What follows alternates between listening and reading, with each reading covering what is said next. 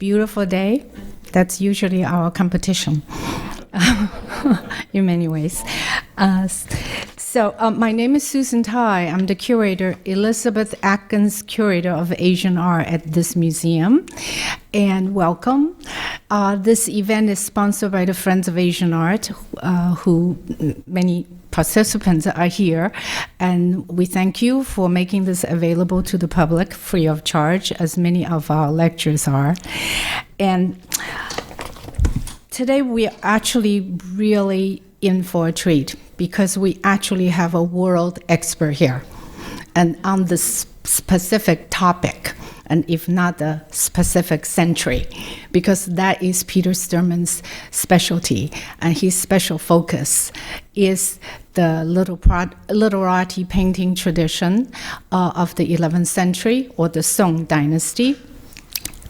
And Peter Sturman, who got his BA, I can almost tell you everything without looking at my notes, because I've known him for 30-some years. Yes, he got his BA from Stanford University in Chinese art history, and the PhD is from Yale University. And shortly after he graduated, I believe, then he came to Santa Barbara. He came to UC Santa Barbara. And I remember meeting him back then, and he was a little bit disappointed. Kept thinking, well, this should be his last job, but he ended up having a first job here, So I'm glad you stayed, and it's going to be your last job too, okay, before you retire. So we have benefited tremendously from Peter, not just Peter. His wife, Hui Shu Li, I just saw you back there, yes, who's, she's very petite, but she's a hotshot big professor at UCLA in art history, in Chinese art as well. So they are a very rare and dynamic duo in the field of Chinese painting studies, you should know. And okay, he's not a stranger to us, and Peter has conducted many lectures here and trained docents, and Peter Sturman's graduate students have been very part of our programming development here at this museum, and they've been my source of interns for quite a few years. And Peter and I have collaborated on many projects, and many of which I already sort of don't have a very vague memory of it, but the most prominent and the proud one that we did was in 2012, I believe. Yes, it was a collaborated exhibition, catalog publication, on exhibition that even traveled to New York, to the Asia Society, the titled Art for Recluse, Painting, Poetry, and Politics in 17th Century China. I think some of you participated, financed, and collaborated as well. And we proudly like to remind people that that publication we did won a national award during that year as the best catalog in museum publications. And we still sort of throw out all the time, and as our proud achievements at this museum. So, and then the reason I said that today we really have the world expert here is Peter's publications and his studies is really, as I mentioned, focus on the literati tradition of the Song dynasty, and also the consequent development of this tradition all the way to the Yuan dynasty, the Ming and the Qing. And his students have been focusing also on mostly the literati tradition in paintings and calligraphy as well. Now, this exhibition was very much inspired by the appearance of an 11th century painting, as you know, you read about, which is probably the only extant painting done by Su Shi, the 11th century great statesman, poet, calligrapher, and painter, who's considered the fountainhead of Literati painting tradition. And we were, it energized many people in the field of Chinese painting, and we all rushed to the auction place in Hong Kong to see this particular painting. It's not this one, by the way. And then because of that, our Professor Sturman even added many new ideas and observed many observations upon the studies of 11th century painting, and modified or enhanced his publication that's forthcoming on the subject as well. So I think without further ado, I will invite Peter Sturman to come to the stage and give us this wonderful lecture.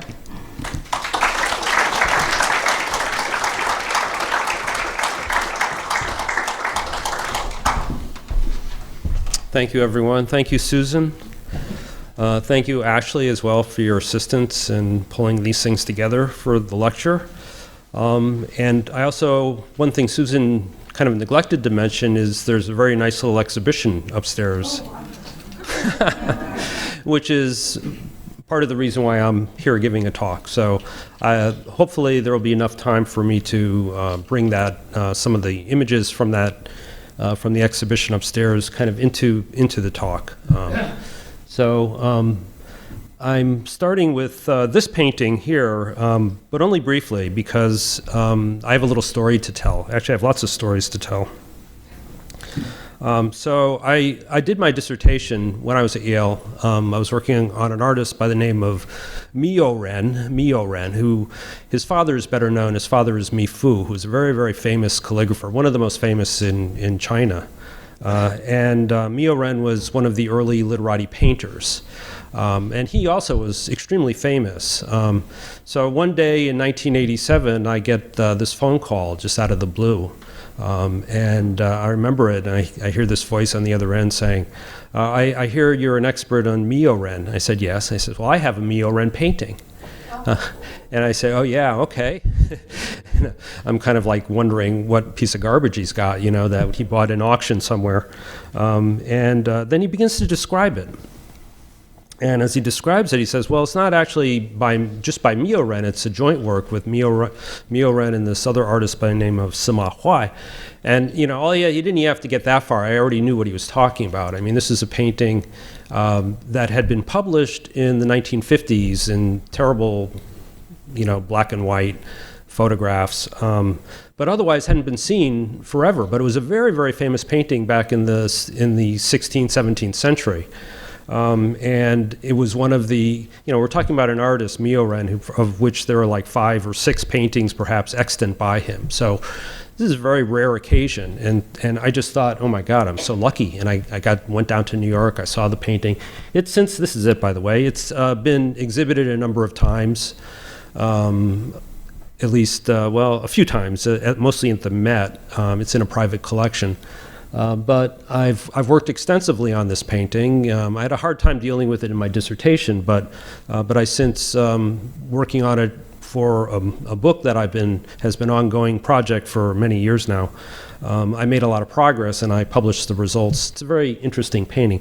But I'm not going to talk about this painting. I just brought this up because in some ways I was reminded of this year is really a very special year for those of us who study Song painting. And it's, this is the painting that has always been the kind of the treasure that nobody's ever seen or nobody knows about. It's the one painting, there are a number of paintings attributed to Su Shi, who I'll be talking about extensively in a few minutes. but it hadn't been seen for 80 years or so. And we only knew of it from this reproduction, which was a colotype, I think, done in the 1920s or 30s in Japan. And there were rumors that it was still extant. There were also rumors that it had been destroyed in the bombing of Tokyo in World War II. But in any case, it was the only painting, and I had talked about it many times, that really is likely to be from the hand of this very famous person, Su Shi. So lo and behold, what a year it's been.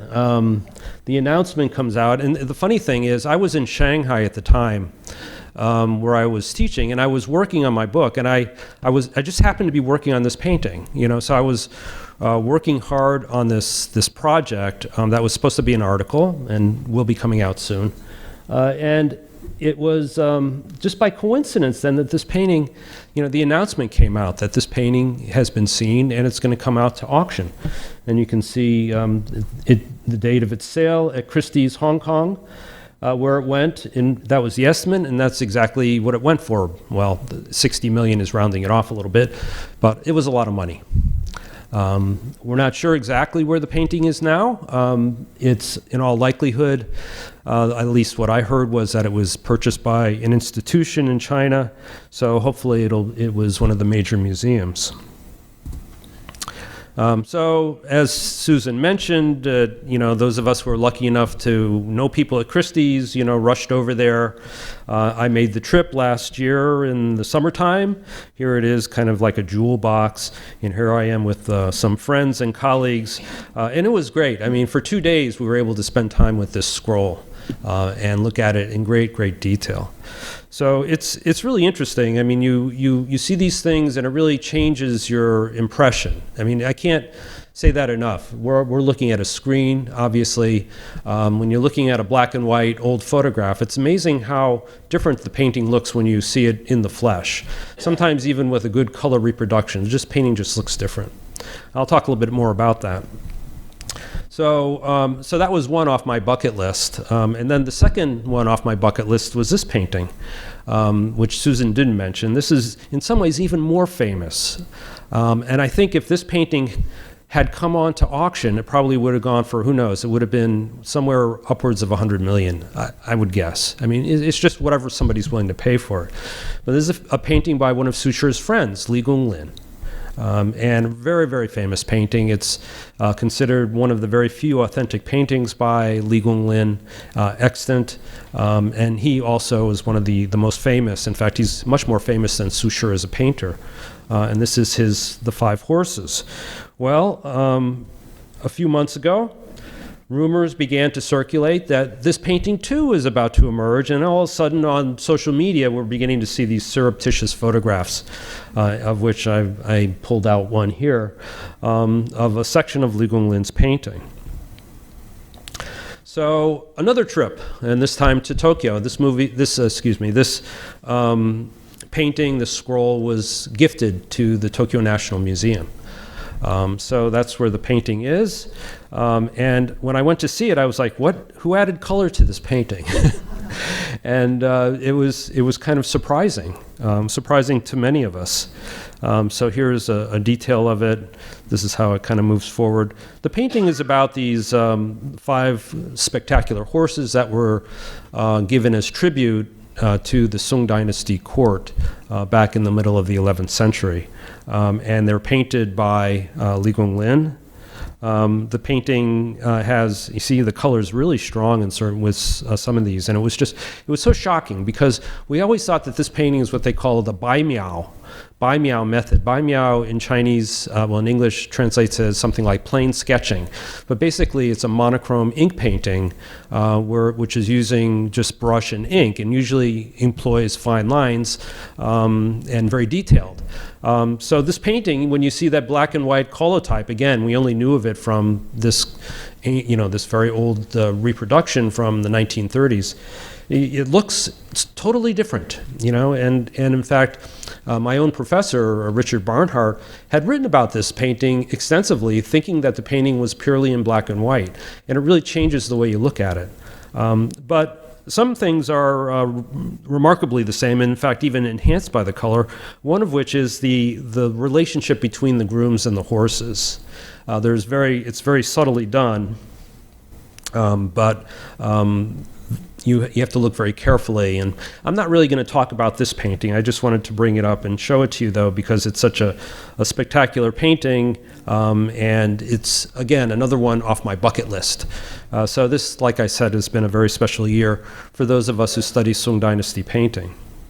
One of the reasons why these paintings are so treasured is we're talking about a group of people, the Northern Sung Literati, and it's really... I mean, that's a big class of people. We're talking about the literati or the intelligentsia. They're the learned, scholarly elite in China who were largely, they're also known as the scholar officials. So we're talking about a large body of people. But in the context of Sung Dynasty China, and particularly talking about the arts, there's a relatively small, it's a little bit like Florence in the 15th, 16th century. We have this constellation of a group of extraordinarily talented people who were interacting with one another and creating new forms of art that have affected the history of China ever since. So this painting, for example, has an inscription by Huang Tingjian. Huang Tingjian is one of the most famous calligraphers of the Northern Sung. He's known as one of the four great calligraphers, together with Su Shi and Mi Fu, who, again, the father of Miao Ren. And all of these people knew each other, and they were all friends to a certain degree, and their lives are very much entangled with one another. So there's this painting. Now, our traditional understanding of this painting, largely again through the work of my professor, Richard Barnhart, was to understand Li Gonglin as an artist who approached his art almost in a postmodern way by creating a kind of art historical art. So he painted in many styles, but those styles were often based on earlier artists. And this is one example where his Five Horses scroll is clearly modeled after the style of an earlier painter named Han Gan, who lived in the 8th century and is very famous both as a portraitist and as a horse painter in the Tang Dynasty. But other work has brought out other dimensions to this particular painting. And as well as furthering our understanding of Northern Sung Literati painting in general. This is a new form of art in many ways. It's what I work on is the very beginnings of what we call the Literati tradition, at least for painting. It's not, you can't say that there weren't earlier painters who didn't count as, in some ways, literati painters, but there wasn't a kind of a consciousness of it. Painting was largely, the purview of professional painters. So it's only really in the second half of the 11th century, and largely thanks to Su Shi, that this painting is kind of drawn into the realm of activities of the scholar official class. So here is this, what we've learned about this painting, for example. All of these five horses, or at least the first four horses, have an inscription written by that same calligrapher, Huang Tingjian, saying what the horse is, how tall it was, what region it came from, and what year it was brought to the court. Except for the last one, so that you have this last horse that doesn't. And thanks to, I'm not going to take credit for this, but thanks to the scholarship of one of my senpai, so to speak, at Yale University, Deborah Murray at that time, Deborah Delgaius Murray, she was able to determine that this, in fact, is probably the recipient of the painting, the last groom. And the idea is that he was serving in the far western regions of China. And it's a very involved project, but you have to kind of go into the history of horse painting and also the literary history of horses to understand how horses were seen as a kind of a metaphor or were utilized metaphorically for the scholar official class. So anyway, this is in some ways a kind of a taste for where I'm going with today's talk, which is that paintings were utilized as in the hands of the literati. It wasn't just, say, art historical art, There are other characteristics that we think about with literati painting. I'll go over them in a minute. For example, the idea of calligraphy and painting being shared. But more importantly, it's the way that the literati utilized paintings as a form of communication. And a lot of it is a kind of a private communication. So here's a portrait, imaginary portrait done by Zhao Mengfu, who lived in the 13th century, of Su Shi. It's a beautiful portrait, so I use it as my stand-in for what Su Shi really looked like. You can see he was a statesman, a poet, calligrapher, theorist, and an amateur painter. So first and foremost, these were, they were historians also. I mean, and they were the equivalent of basically everybody sitting in this room, except at a very, very high level. I mean, they were the cream of the intelligentsia of the 11th century. So to create painting at that time as something that was worthy of the gentleman, it had to be differentiated. So these are a few kind of bullet points of kind of characteristics of literati painting. First of all, one of the things that Su Shi did was he established painting by the literati as different from that of professionals. Okay, so you asked, what is literati painting? The easiest definition is it's painting done by the literati, which is actually fundamentally very true. And they're not professionals, though sometimes, like Li Gonglin, he painted like a professional, so it can also be a little bit confusing. So painting is meant to be an avocation. So the idea is that it wasn't, for it to be an art form, it wasn't, an art here I'm using with quotes around it,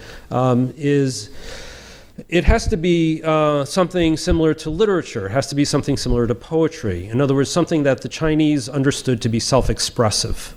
So a painting done by a professional is a craft, something that is oftentimes, and particularly the painting of the Song Dynasty, is extraordinarily realistic, and it's almost like photographic in some of its abilities. So painting had to be something more than formal likeness. So there were these other characteristics, and one of the ways, and this sometimes it gets a little bit philosophical, and this is an indication of how smart Su Shi was and really brilliant. So one of the ways, bringing it into a philosophical realm, is that he differentiates different subjects for painting. He says there are things that people paint that are of constant form. They're of constant form, and then there are things that are not of constant form, but of constant principle. So what's the difference? Well, constant form would be something like this podium, or something architectural. Something like a tree, on the other hand, or cloud or water, these are things of inconstant form, but the principle is always the same. So water is going to look like water, just under different conditions. So if you understand the principle of the way water is, then you can paint it. So this is the beginnings of this kind of differentiation between not just who the painters were, but the kinds of things they drift, or they're attracted to. The importance of spontaneity and naturalness is another very important characteristic of literati painting. And this is very much along the lines of what I'm going to talk about. So we know this largely because of Su Shi's voluminous writings on painting, and not just painting, on everything. I mean, Su Shi, I think probably 75% of the people in the room, if not more, know who he was. Needs no introduction. But he's one of the most famous people in the history of China. And his collected works are extant. He's been a beloved figure for really since his own lifetime. And there's a lot of his calligraphy, and he wrote voluminously, and he wrote very, very interesting things about art, about poetry, about painting, and about calligraphy. So coming all the way into the 20th century, say, what was our understanding? I mean, Chinese painting studies, particularly of the Song Dynasty, were extraordinarily limited, and progress was just beginning to be made really when I was an undergraduate, and then kind of has increased, multiplied in many ways thanks to the work of numerous people. But here's a good example. See, here's a painting illustrating Su Shi's one of Su Shi's famous poems, called The Second Ode on the Red Cliff. And it's done by an artist who we know lived a generation later. And yet, for many years, the only thing people would say about this painting is that it represents the style of Li Gonglin, as if to kind of ignore the fact that it's not by Li Gonglin, and it's not by somebody who even lived of that generation. It's somebody of the next generation. And I was particularly keen to point this out because I had worked on an artist who was also what I call a second-generation artist. In other words, the son of Miao Ren. And you can already see it. I mean, if you look at the portrait here in this detail of Su Shi, he is basically flanked by his two disciples, but in terms of size, they look like his children, right? So he's already being heroized. So the view of Northern Song Literati painting from the 20th to the 21st centuries was very vague. I'll show you another example. Here's Wang, another very, very important painting. And really, I'm showing you just the greatest of Northern Song Literati paintings today. This is Wang Shen's Misty River Layered Peaks. So this is a painting that Wang Shen, who is a very close friend of Su Shi's, did for a mutual friend by the name of Wang Gong. And Su Shi wrote a poem for it. And the poem, it's one of the most famous poems on paintings written by Su Shi, or for that matter in the history of China. So here it is, inscribed upon Wang Shen's Misty River Layered Peaks for Wang Gong. And it just begins with this kind of lighthearted, there's something about an anxious mind, but basically then the whole thing is very bucolic. In fact, at one point in the poem, Su Shi asks, "Where on earth did you ever find a place like this? Tell me where it is. I'd like to go there and buy some property." Well, in some ways, if you don't understand the subtext of this painting, you get a totally wrong view of what this painting is really about. And what is the subtext? Well, the subtext is that the painting, this beautiful blue and green style painting that looks like, like a paradise, in fact, was the site of exile. I think there's a pointer here, right? Yeah. So, the Crow Terrace poetry case of 1079.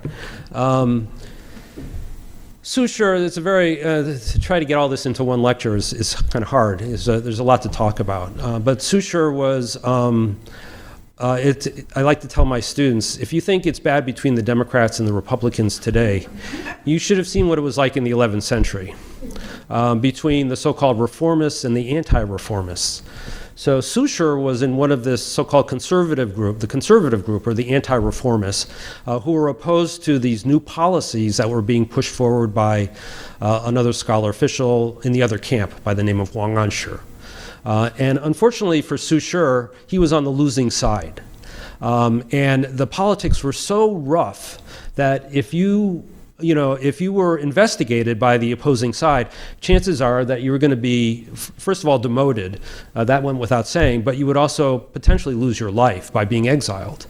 So what happened is this poetry case was Su Shi's poems. Su Shi wrote so many poems, and he was so good at it, and he was so brilliant, in fact, that he would just write whatever came into his head, and half the time they were kind of satirical. And for that reason, it was easy for his detractors to grab onto them and to point out, make a case against him of lèse-majesté. In other words, to being possible, what was basically like a treasonous act against the rule of the emperor. So for that reason, he was tried, he was found guilty, and he was almost put to death. So this took place in 1079. The former empress interceded, and he was instead commuted to exile. And Wang Shen, who did the painting, also happened to belong to the imperial family. He was involved with the putting the funds together for printing Su Shi's poetry, and Wang Gong down here was also responsible for being involved with the publication of these poems, but really it was just an opportunity for Su Shi's detractors to put these people away. So, okay, if you look at the capital, here's the capital of Kaifeng, modern-day Kaifeng. So you can see Wangshen, just in terms of geography, he wasn't too far from the capital. He's still in central China. This looks like central China as well, but this is Su Shi's. This is a place called Huangzhou. This is also pretty far out of the way, and this was the site of his first exile. Turned out to be the first of 3 exiles. And poor Wang Gong got sent down here, which is essentially a death sentence. It's the modern-day city of Nanning, which is a big city today. But believe me, in the 11th century, it was mostly mosquitoes with malaria. So he managed to survive his period of exile, and he went back. The ensuing period was after the emperor died, and there was a brief moment from Su Shi was in exile for 5 years, from 1080 to 1085, and then starting in 1086, there was a shift in the politics, and they were brought back into power. So that's this kind of golden age for this group of people that I'm talking about today.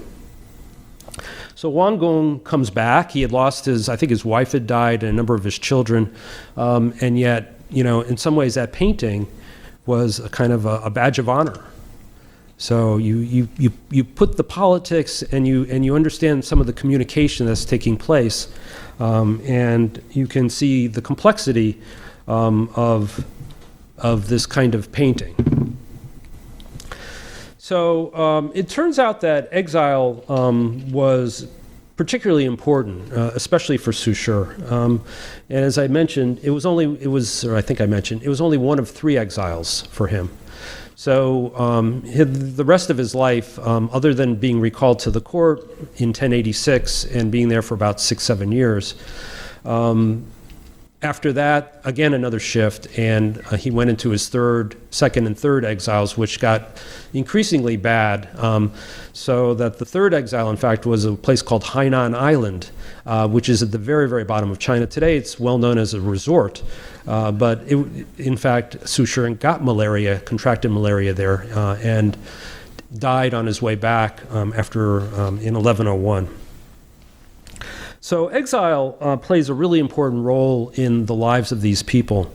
And in fact, both of these paintings refer to the period of exile. Wang Shen's painting for Wang Gong, and this painting that was done to illustrate one of the poems that Su Shi had written when he was at Huangzhou.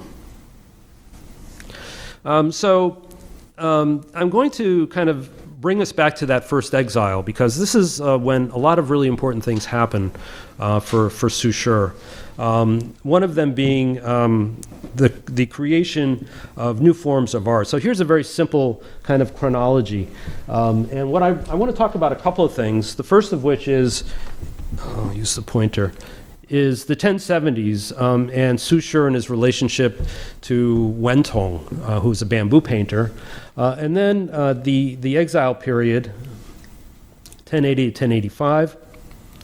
Then this is the Yuanyo period, when a lot of things happen, when people like Li Gonglin and Huang Tingjian and Wang Shen and Su Shi and Mi Fu to some degree were all in the capital, and there was a lot of interaction. So a lot of what we associate with the development of Northern Sung Literati painting, such as the 5 Horses by Li Gonglin, more or less dates to that period or is associated with it.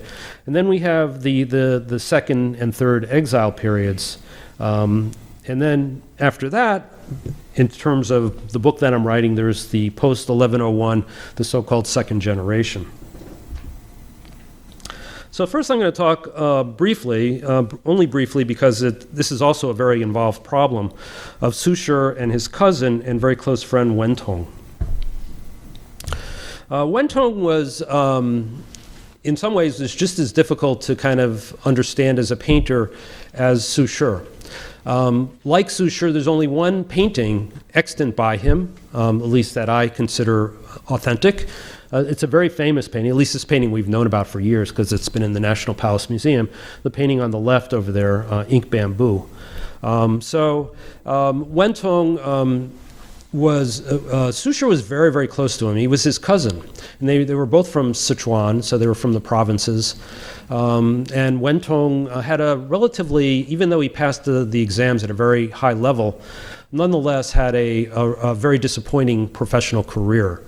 And a lot of that had to do with the implementation of the new laws and his association with Su Shi, which put him on the wrong side of the political spectrum. So Su Shi often talked about how people appreciated Wen Tong as a bamboo painter, but they didn't appreciate him as a scholar, as an official, as somebody who had this incredible virtue that made him a very worthy person. So from my perspective, Su Shi, the other thing that's very important to understand in this relationship is that Su Shi wrote, much of what he wrote about painting had to do with Wen Tong. So this is kind of like art history 101 for anybody in Chinese painting studies. We all know this. It's one of the most famous body of materials are the writings that Su Shi wrote about Wen Tong.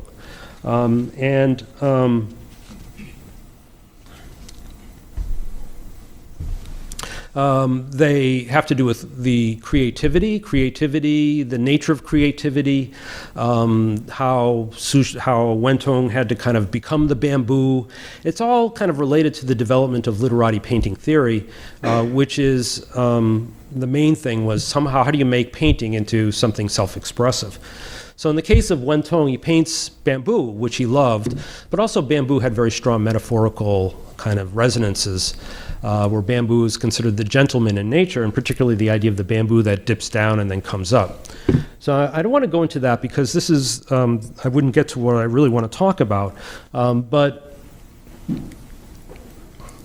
one major element in the theories that we read about Su Shi talking about Wen Tong is how working out, you can see there how clever he is, working out the issues, how do you take, remember that painting is considered representational, so how do you take something that's representational and make it self-expressive? So he develops this idea, well, Wen Tong, becomes one with the bamboo. He becomes one with the bamboo, and his model, as much of the writings on creativity in Su Shi are, related to the philosopher Zhuangzi.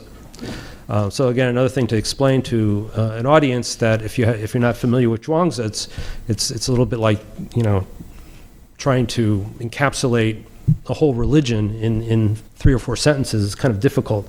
But Zhuangzi is this wonderful philosopher that lived in the 4th century BC and wrote about these incredible things, but particularly the idea, he's a Taoist, particularly this idea of how to attain the Tao, or individuals who do attain the Tao. So one of his favorite examples, or one of the famous examples, is the butcher, who's like a common person, but the butcher is able to, never has to sharpen his knife because he's so adept at knowing exactly where the hollow spaces between the bones are that he never has to hack through the bone. Something along those, somebody who's so at one with his métier that he's able to reach the Tao. The Tao is the highest level, the way of Taoism. So here's a painting, in some ways, that kind of represents this idea that brings it into the realm of painting. It's anonymous, a little bit later in time, but it's a sage gazing at an egret. And the reason why this kind of resonates is because Su Shi wrote a poem for a friend who was a painter, and he says, how are you able to paint this image of the bird that looks like the bird is so natural? It has no sense of a human being anywhere nearby. And he says, you must have been like withered wood. And withered wood is a trope. It comes from the Zhuangzi. And it's the ideal person, the ideal sage is somebody who is devoid of any kind of intentions, it's a little bit like the Buddhist nirvana or enlightenment. It's somebody who has no desires, has risen above all of that, and consequently something like this. So here's this kind of Taoist sage seated on this tree, gazing at the bird. The bird doesn't even notice him. So a lot of Wen Tong's, a lot of, I should say, Su Shi's writings about Wen Tong kind of tap into this notion because the idea is that Wentong had the bamboo within him, and he was able to express it naturally, almost like an eruption, like emitting the internal bamboo and somehow magically come out onto the silk. And here's, again, Wentong's painting, and here's a painting by a professional painter of the time named Cui Bo, or Cui Bai, one of the most famous paintings of the Song Dynasty. He's a professional painter, and wonderful painting of, the squawking magpies and the rabbit kind of looking up at them, obviously came too close to their nest. So I remember thinking, well, how, Wentong is this, literati painter, according to Su Shi, but, the painting is kind of realistic. And so the question is, how do we read this painting? Do we read this painting as something that is really kind of living up to the aspirations that Su Shi writes about? Or are we reading into it through Su Shi? Well, it turns out, through another study that I did, and so, this is the process of my kind of working on this book over the years. It's kind of one by one taking on these major subjects and kind of picking up where the scholarship had left off, which was largely done 50 or 60 years ago. So in this particular case, what I discovered was, one of the things that was said about Wentong's bamboo is that, he painted the light leaves and the dark leaves coming forward, and the light leaves going backwards. But the Chinese is a little bit ambiguous here, and it was hard to know if talking about it spatially or possibly the front side and the back side of the leaves. But in any case, what I was able to determine was it's really neither. I mean, what he's doing is he's creating a pattern. And that pattern was one that was meant to elicit some of the ideas of calligraphy. And this is, in fact, a detail of calligraphy by Wentong, which nobody knew about, or very few people knew about. But it's very important, actually. There's just a detail of it. There's not very much of it. It's just an inscription. But it's interesting to see his calligraphy and then to see it together with his bamboo painting. And others had made this comment, too. They had said that, they drew this connection between calligraphy and painting in Wentong's work. And part of the reason is, and I should mention this, with calligraphy, this is a much more highly elevated art than painting was back in the 11th century, because everybody did calligraphy. And moreover, calligraphy, was a very, very fine art form, and it's an art form that you can follow kind of stroke by stroke, character by character. So when you see good calligraphy, you really see the person there. This idea of process, the calligraphy creates a process that you follow through from stroke, to character, line to line. And the idea in the bamboo painting is you find something similar.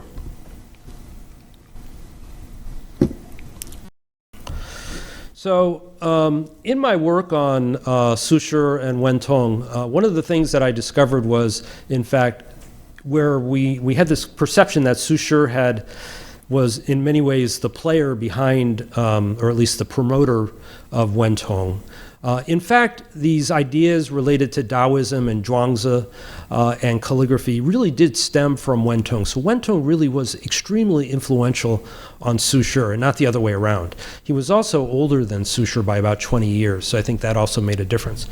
But the other thing that I discovered in working through the materials, and there are a lot of them, a lot of letters, a lot of inscriptions, poems, was that Su Shi was he depended so much for emotional support from Wentong, particularly the period of the 1070s, which was really, really important for Su Shi's development, particularly when it comes to painting and calligraphy. Unfortunately, Wentong died in 1079 at the very end of the decade. In fact, he died literally just a couple of months before Su Shi's troubles began. Well, his troubles had been going on for quite a while, but the Crow Terrace poetry case, when he was almost executed and exiled. So that was like the darkest time in Su Shi's life. And then Wentong is gone from the picture. And then we come to 1080, 1085 and Su Shi's exile at Huangzhou, which is also incredibly important. So this kind of brings me close to up to date with where I am with my scholarship. When I was in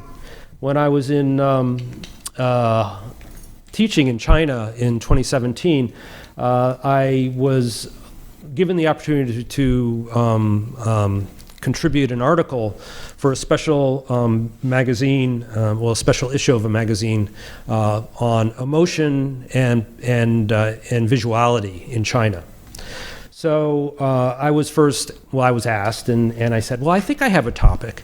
I'm not really sure, but in my mind, I was trying to figure out, okay, along my book, working on my book, I've kind of figured out Wentong.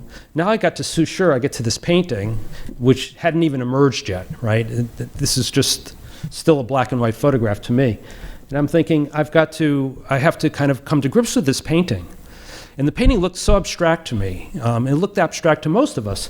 When you see it in color, it looks less abstract. So that's part of the problem with seeing a black and white reproduction. But it was, I still needed to figure out what am I going to say about this painting other than what everybody's already said about it. And most importantly, why does it look the way it looks? Why is it so funny looking? Other than the iconography, I'll go into that in a minute, that was understood. But the quirkiness of the image.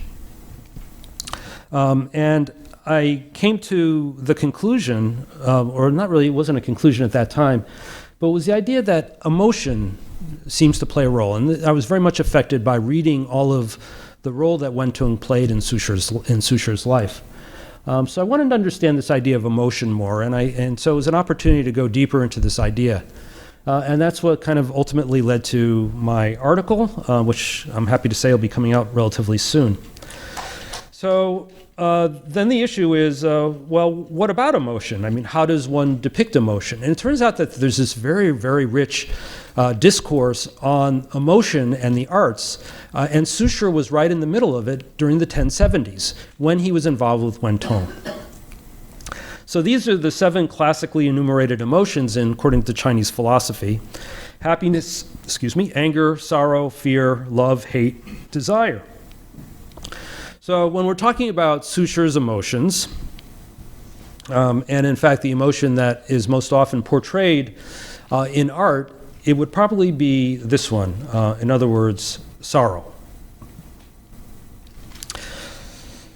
And what we're looking at up here is well, you can read it yourselves, but this is, some of you may have been there. It's a fantastic thing. It's the oldest wooden building in the history of the world that's standing, the Horyuji Temple in Nara, Japan.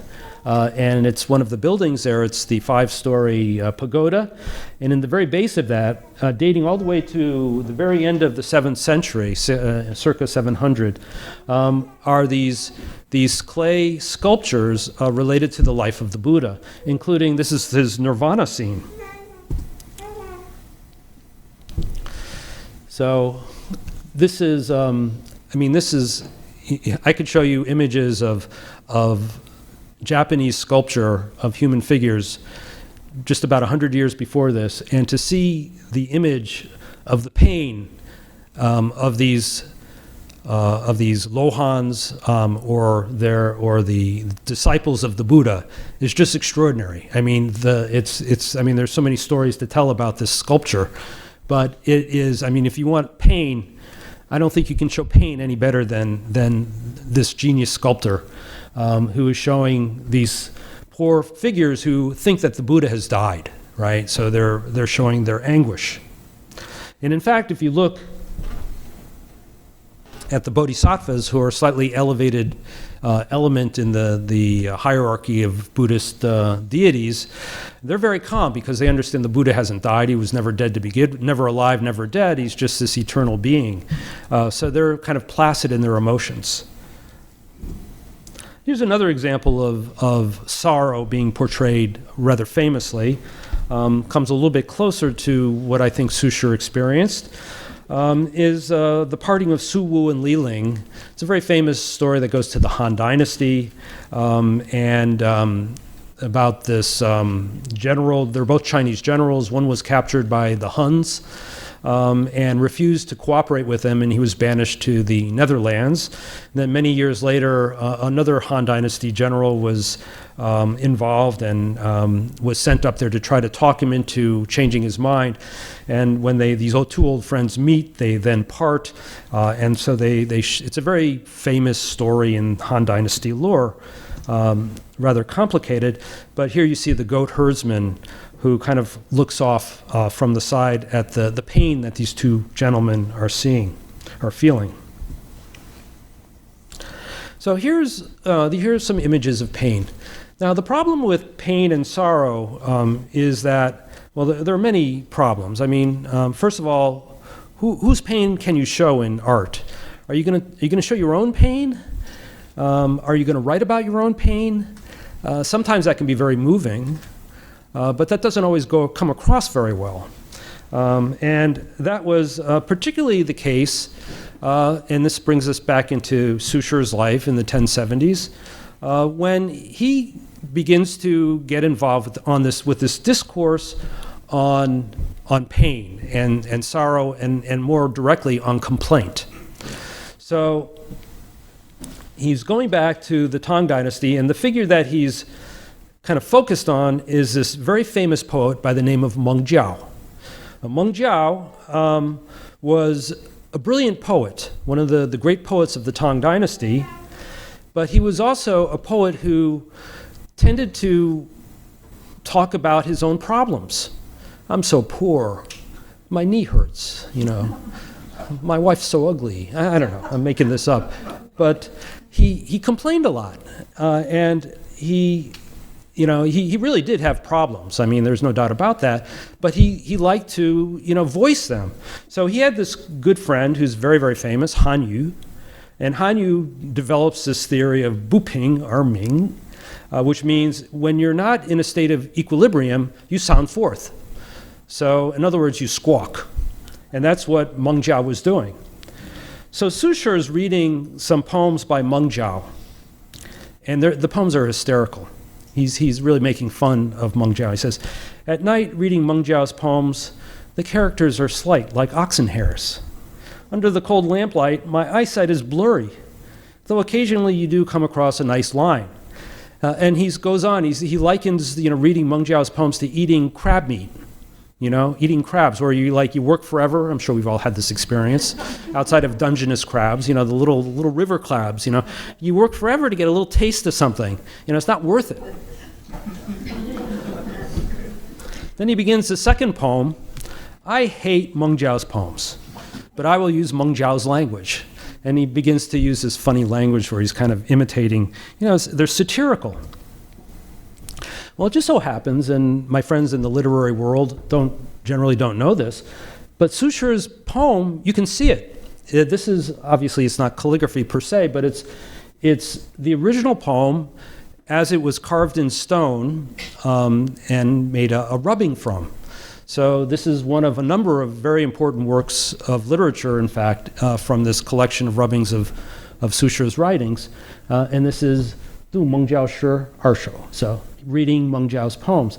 And the interesting thing here is you can see how the little tiny strokes, he's using calligraphy, in a clever way, he wasn't taxing himself too much, but he's making the calligraphy literally like oxen hairs, right?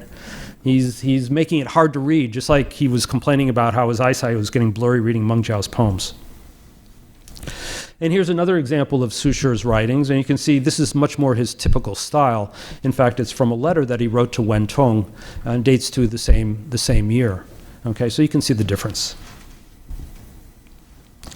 Well, here's Su Shi, complaining about Meng Jiao sounding forth, and yet Su Shi does exactly the same thing. So after he's arrested, he's being led into exile, and he writes this poem on plum blossoms. Spring arrives in the empty valley, and the stream waters gurgle, vividly bright plum blossoms amidst grasses and brambles. Last night the east wind blew, rocks split, half followed the flying snow across Guan Mountain. He's describing himself. He's describing himself going into exile, and he was miserable. He was absolutely miserable. And as he writes it, you can see the calligraphy getting more and more dramatic at the very end, right? So this is another example of Su Shi utilizing calligraphy in a way to, in a very creative way, a way that hadn't really been utilized before, or at least he's experimenting with it. I can't say it hadn't been used this way before. So this brings me to the most famous work of calligraphy by Su Shi, the Cold Food Festival poems written at Huangzhou. This is, an unbelievable treasure in the National Palace Museum in Taiwan for multiple reasons. But it's a unique work in Su Shi's in Su Shi's oeuvre. None of his other works look anything quite like this. And when you read these poems, even though he had already been at Huangzhou for 3 years, you would think that he's really absolutely miserable. I mean, I don't think you can read two poems that sound more miserable than these two poems by Su Shi. From the time I arrived at Huangzhou, already 3 cold food festivals have passed.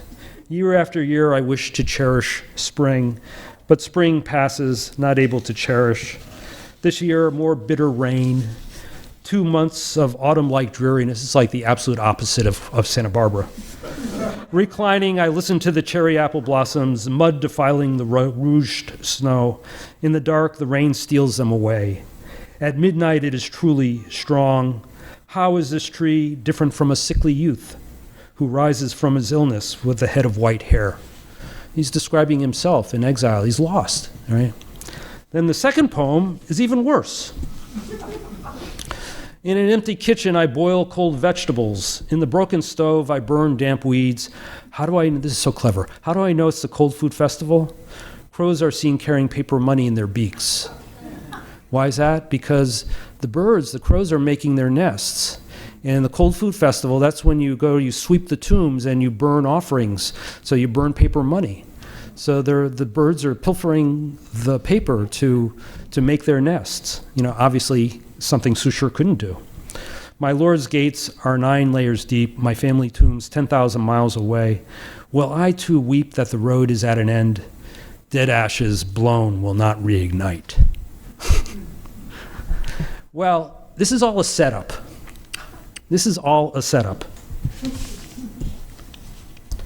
Because there are certain hints in these two poems where it's clear that he's using images drawn from Zhuangzi. And again, it goes back to the idea of the sage who's risen above his circumstances. So he's basically stating, particularly in that last line, dead ashes blown will not reignite.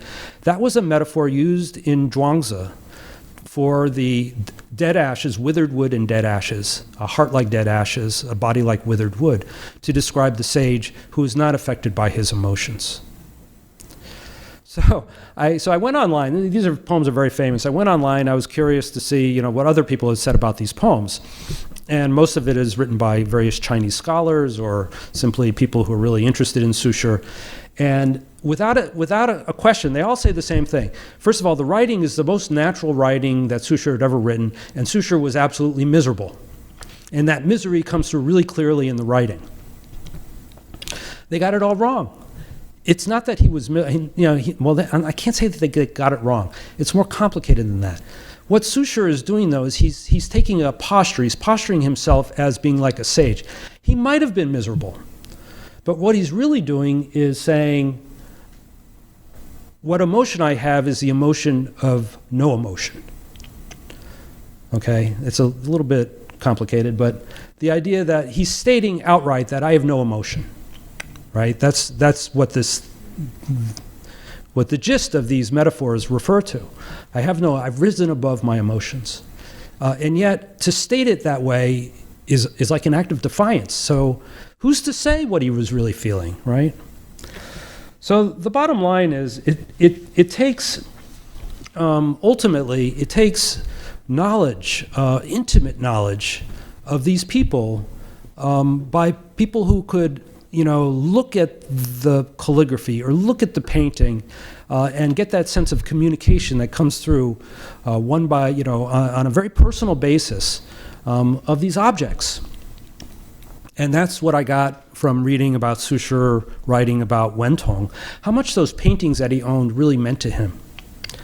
So anyway, to get back to the Su Shi's tree and strange rock, here's the iconography. In Zhuangzi, the story is told of a tree whose trunk is so gnarled and whose branches are so twisted that the carpenter would never give it a second look.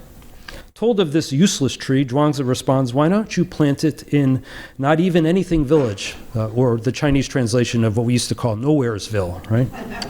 Or broad and boundless field. Relax and do nothing by its side, or lie down for a free and easy sleep under it. Axes will never shorten its life. Nothing will ever harm it. If there's no use for it, how can it come to grief or pain? So again, it's the same image. It's the image of the iconography of this image is like a Zhuangzi, the image of the sage. Okay, so what are the details regarding this painting? It's very interesting. I mean, of course, the first thing that comes up is the painting genuine? You know, I mean, that's what everybody wants to know. You know, there are so many fakes. What's the documentation on it? The fact of the matter is you'll rarely find a painting that has better documentation than this painting. For one thing, it has an inscription by two contemporaries who wrote when Su Shi was still alive. Liu Liangzuo, who we otherwise don't know, and I'll just point out his inscription here, and then Mi Fu, my friend Mi Fu. Well, Mi's inscription is datable to about 1095. And we learn from Liu Liangzuo's inscription that it was done for somebody named a Master Feng, who chose a life of self-cultivation over an official career. So very, very early documentation. And then the seals on the painting as well are very important. Particularly this seal here, potentially anyway, and then this seal, which they're both been enlarged greatly. This seal translates as the studio of no wayward thoughts, and that is the name of the studio that Su Shi had in the period of his second exile. So this seal possibly belongs to Su Shi. It's not guaranteed, but possibly. And then I don't see how we read this other seal as being anybody else's other than Mi Fu, because it literally says it's the seal of Fu, descendant of those who followed Wen and Wu. So anyway, that still remains to be determined. Here they are on the scroll. But it's interesting to think about, you know, when Mi Fu saw this circa 1094, 1095, none of the other seals were on the painting other than that one seal potentially by Su Shi. So it's interesting to see one seal there, and then Mi Fu puts his seal over here. The other thing that all of this has been recorded in various ways, but the one thing that you couldn't really tell from the painting, from reproductions, was the level of skill that went into it. I'd always thought of this as an amateur painting, because that was my image of Su Shi.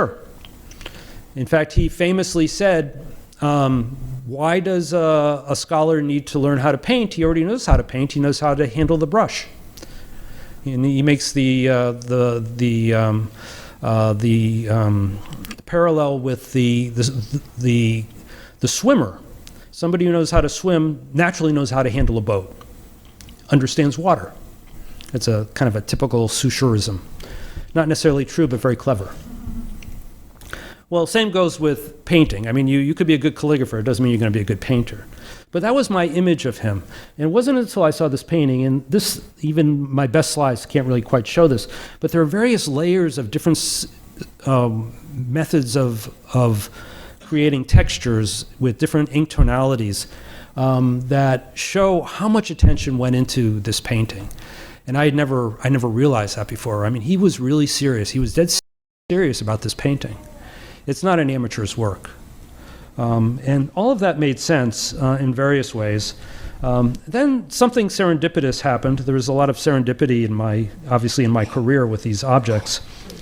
I was in Xi'an, the capital of Shanxi province, and the site of many great Tang Dynasty tombs.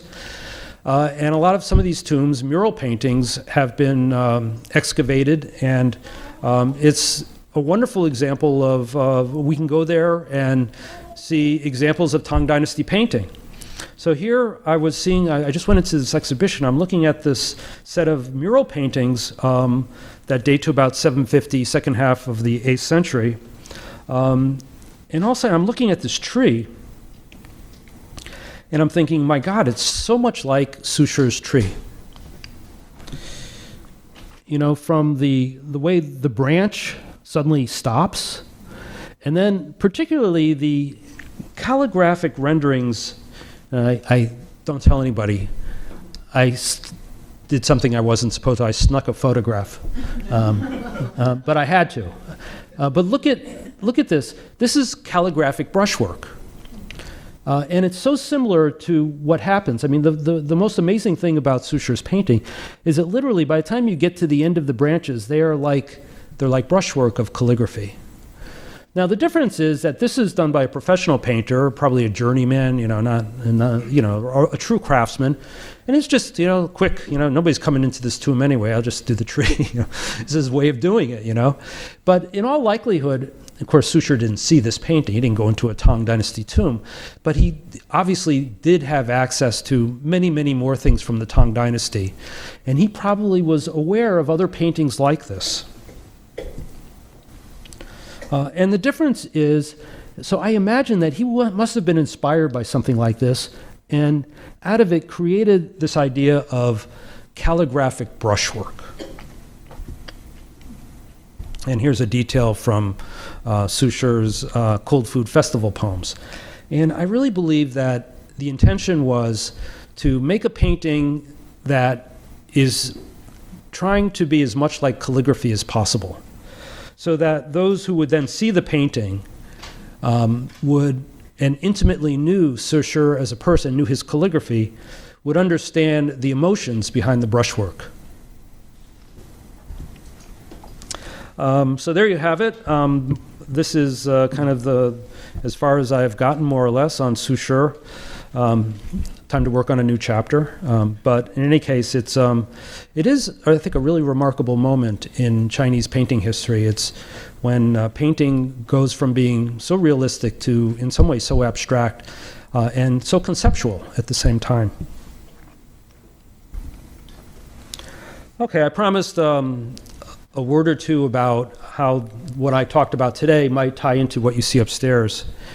The most obvious parallel is the painting, this really gorgeous painting by Hu Zhang, Bamboo and Rock in Moonlight of 1886. So we're talking about, only 800 years later from Su Shi, and yet painting the same stuff, the same materials. And in fact, I did a rough translation of the poem. By the dawn window, the ink in my stone is not yet dried. Coiled rock and hin bamboo lure my gaze one by one. I sever a few branches to put in my painting, and a pure breeze cools the heat of deep summer. All of that comes directly from the kind of poetry that Su Shi and Wen Tong wrote about Wen Tong's bamboo painting. So that shows you the influence in many ways. Other things, this lovely painting of orchids and mushrooms, or linger mushrooms, by Zheng Banqiao, otherwise known as Zheng Xie. Well, the calligraphy obviously is meant to interact with the painting. So this idea of painting and calligraphy, being sister arts, and sharing so much, the same pictorial space, but also the same brushwork, same reflections of the character of the artist.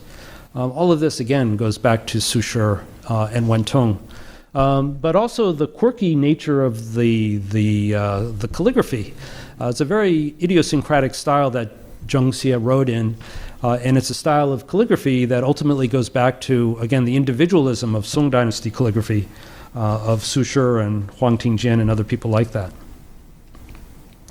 There's this fabulous work of calligraphy by Zhang Reitu, two poems by Du Fu, the Song of the Piebald Horse and the Song of the Gaunt Horse. These are two very famous poems by the most famous of all Tang Dynasty poets, Du Fu.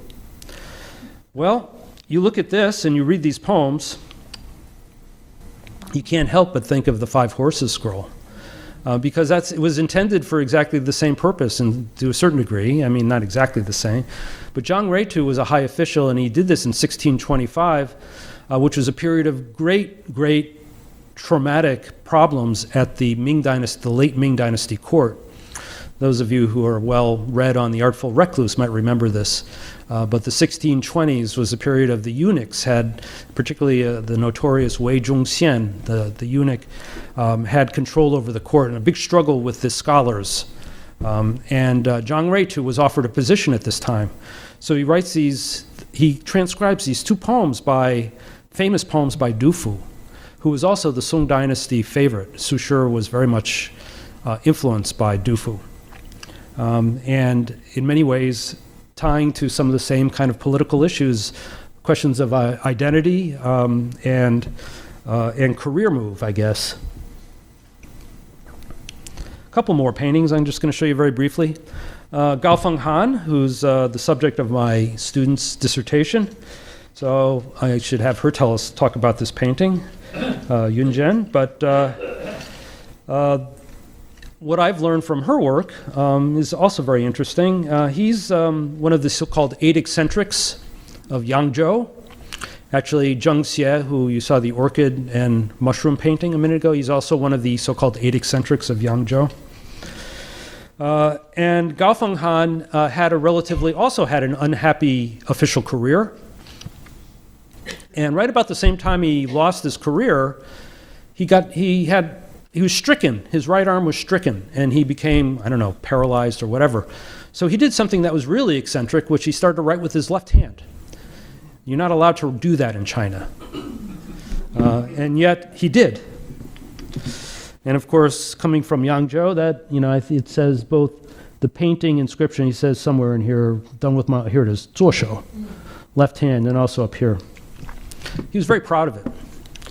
And whether or not he was really crippled, I'm still waiting for Yunzhen to come up with a definitive answer. I wonder if it wasn't just used as a kind of a metaphor for himself being crippled in his official career, so to speak. But it's a very rough and tumble kind of style of calligraphy, and also the painting. Impressions of 2 mountains in the city of Zhenjiang. And that happens to be where Mi Fu wrote his inscription on the Su Shi scroll of the old tree and rock, which is kind of interesting. Not to mention the way that he paints them like rocks. And lastly, Fang Hengxian, this curious painting of a rock. This was in our exhibition, The Artful Recluse, and this was in many ways I thought this was the most intriguing of objects. Because here is this album of these like sundry objects, a guy sitting in a cave, and I don't remember all of they're like various, it seemed like totally random. And there was this thing of a rock. And rocks were deeply loved in the 17th century, and particularly these kind of garden rocks with the perforations. But this one was claimed to be, by Fang Hengxian, to be a rock that was owned by somebody who lived in the distant past, a very famous poet by the name of Shen Yue, who lived in the Liang dynasty. That goes all the way back to the 6th century AD. Well, it turns out that all of the images in this album all tied into Fang Hengxian's kind of image of himself as a leftover subject, somebody who had lived under the Ming dynasty and then had witnessed the destruction of his dynasty and was now living in the Qing dynasty. And so he writes this inscription, and I'll read you just a part of it. He's describing this really strange rock that was hidden in the woods. And it was a rock that had this inscription called straight and erect. And that inscription was written by Shen Yue. Shen Yue, this famous poet who lived 1,000 years earlier. The whole thing is so highly improbable I can't believe it. I think he made it up. But nonetheless, he goes on and he says, I further investigated the base. It was inscribed, Shen Yue once studied here. His hand must have stroked this rock. It has been more than a millennium since the Liang dynasty. The world has changed several times, and yet the rock still stands majestically. Is it because of a spirit within? The facts of Shen Yue's life are more or less known, or this rock can transmit and make people sigh in reflection. I returned and painted it. I was really struck by, rereading this, by, in some ways, how this rock, real or not, meant to Fang Hongxian the same thing that paintings and calligraphy meant to these figures in the Song dynasty. These objects that were capable of holding so much emotion, but depended on this kind of subtext of communication from artist to collector or a friend to friend, and then have the ability to be passed down for millennium. Thank you.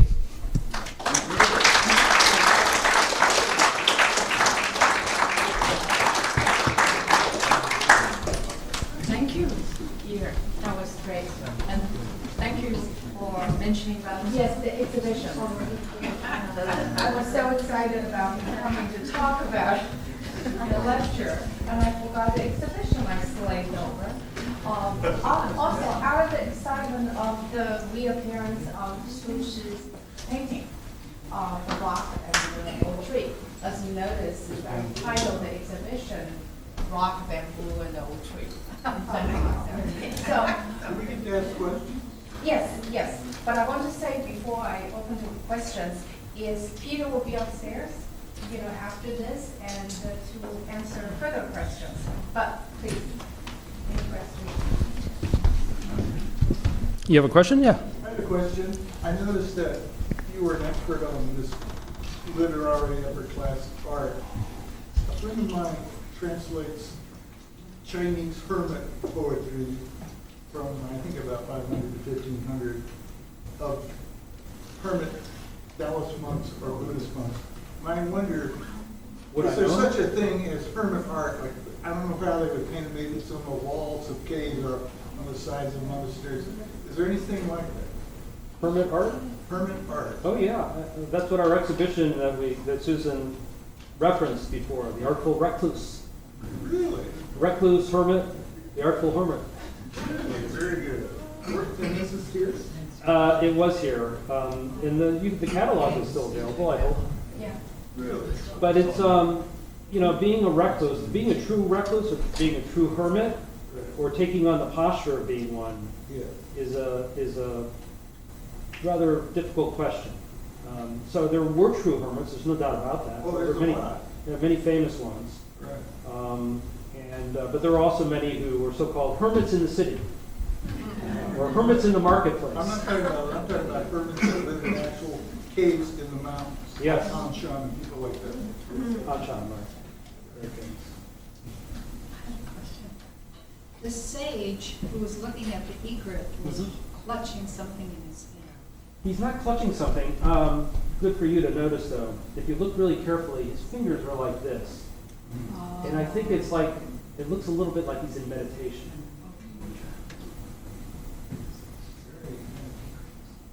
Yes, Mr. Dong. Really thank you for the wonderful lecture. So I really have a deeper appreciation and understanding of Su Shi as not only as a literati painter and calligrapher, but also as a literary giant. I was just wondering, have you looked into some of the biography of Su Shi in literatures? And has anyone tried to look deeper into his life from the correlations with calligraphy and painting, or the one single paintings, to really try to dive deeper into his inner life? Su Shi is one of the most, probably is the most studied person in the history of China. both in China and in the West. There are countless books about him. Ronald Egan, who you probably, I trust you know, and was teaching at UCSB for many years, wrote a very thick book on him, Word Deed and Su Shi, Word Deed and Image, I think it was called. And the amazing thing about Su Shi is you can sometimes track him almost on a daily basis. From very early on, there were scholars who collated his poems, collected and collated them, and annotated them, so that they explain everything, and so much of, there's just so much material, so rich, including the letters. So you're absolutely right, that potential exists. But unfortunately, in the field of art history, not yet so much has been done. I was surprised to reopen what I thought was already a well-known story with the relationship between Su Shi and Wen Tong, and recognize how much more was still to be learned. So there is a lot. There's a tremendous, and particularly not with painting so much, but with the calligraphy. The calligraphy, there's a lot more to know about, particularly in his late period. But yeah, I mean, it'd be wonderful if we had more paintings by him. The fact that we can say so much as we can about this one painting is actually quite extraordinary.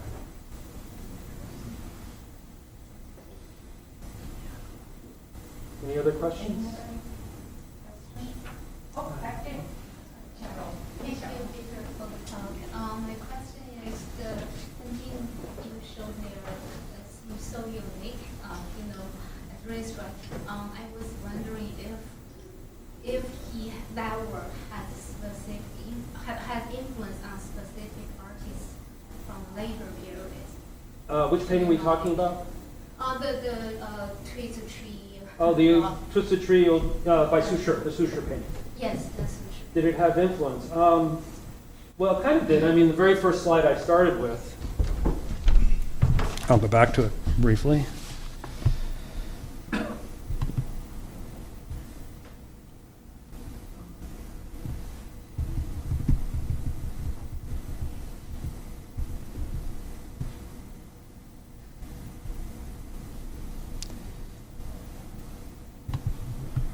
Here we go.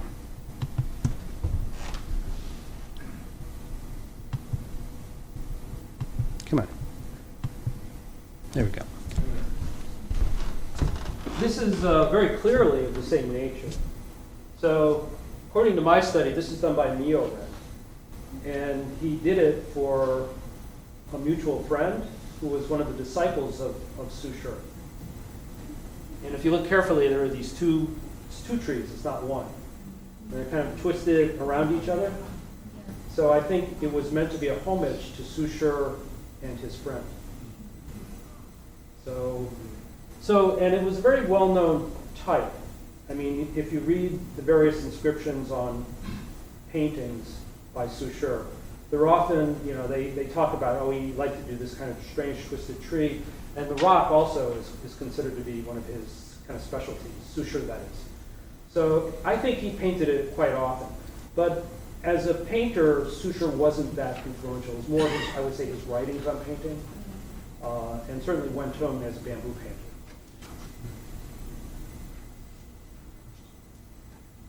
Did you say something about the bamboo? The bamboo that's behind the rock? He wasn't known for bamboo. Wen Tong was a bamboo painter. Right. He was known for his rocks and trees, and there's that. There's a little clump of bamboo. Actually, Su Shi, bamboo in the past. no, Su Shi was known for his bamboo too. But we don't. It has anything to do with Wen Tong, with the bamboo that's in that painting? There's so little in that painting. It doesn't even deserve to be in the title of the. I called it Old Tree, Twisted Tree, Rock, and Bamboo. The bamboo is just a little tiny Wasn't he smidge. dead at that time? Wen Tong? Yeah. Yes, Wen Tong would have been dead by then. Well, that looks like to me. You think it's referenced? Well, let's Maybe. go for it. Well, he did do a lot of bamboo. There's so little in that. It's behind this rock. Where is it? There it is. Here's a little bit. I've talked about the rock. I've talked about the tree.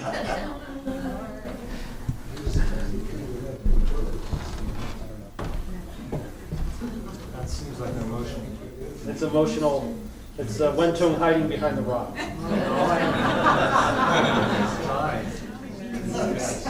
Well, Wentung, I mean, Su Shi did do, he's also known for ink bamboo painting.